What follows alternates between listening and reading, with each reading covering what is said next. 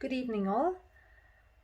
Today, I would like to share from a psalm um, that Lord had reminded me a few years back, and again, sometime last week when praying for Australia. So, um, the way that it came and the significance of it is something that I thought is worth sharing, and I'm sure will be a blessing to you. So, here goes. December 2019. I remember very clearly. While sitting at our church service one Sunday evening, the Lord asked me to stand up and declare a few verses from Psalms 65. I knew that these were going to be prophetic declarations as I read it. At that time, Australia was going through a drought for a few years by then. Bushfires were a common phenomenon in the summers in this nation, but in that year, there were too many. There seemed to be no hope, with firefighters fighting multiple fires every day, loss of life and loss of property. There seemed to be no hope. Everyone was proclaiming doom. At that time, on a Sunday evening, the Lord reminded me to stand up and read this at our church. Psalm 65, verses 9 to 13, and I'm reading this from the New American Standard Version. You visit the earth and cause it to overflow. You greatly enrich it. The stream of God is full of water. You prepare their grain, for so you prepare the earth. You water its furrows abundantly. You settle its ridges. You soften it with showers. You bless its growth. You have crowned the year with your goodness, and your paths drip with fatness.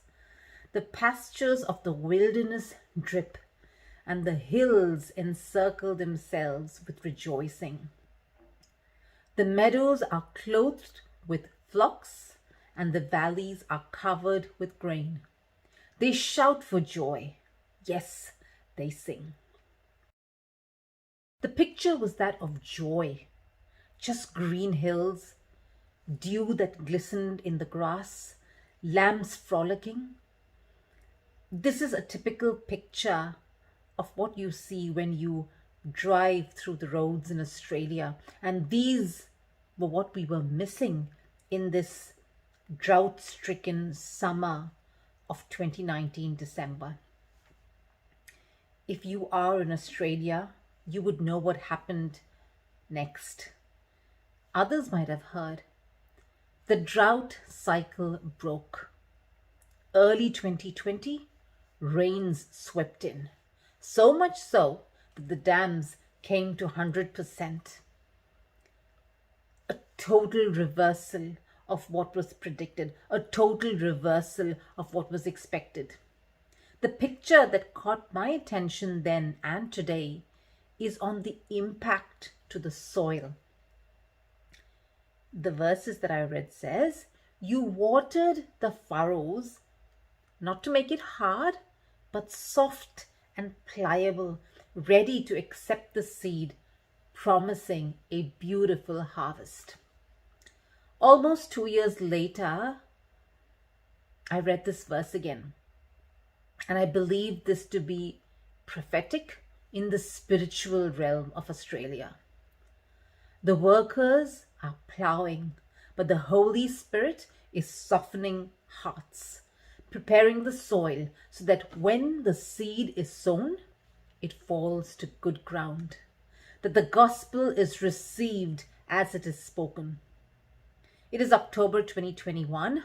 This video will be watched perhaps years down the line, and you will know that there is a revival in the land of Australia that started and spread to other nations. The Lord ignited the fire, but the fuel to keep it alive was the Holy Spirit-filled, anointed men and women who didn't doubt, who see each soul for what God saw in them and shared the good news of the gospel. A shift in the cultural mindset. That's what's taking place in this nation. When the goats are separated from the sheep, Australia will be the sheep nation. Separated, she will be called different names by other nations, but she will take on the name prophesied over her, the great Southland of the Holy Spirit.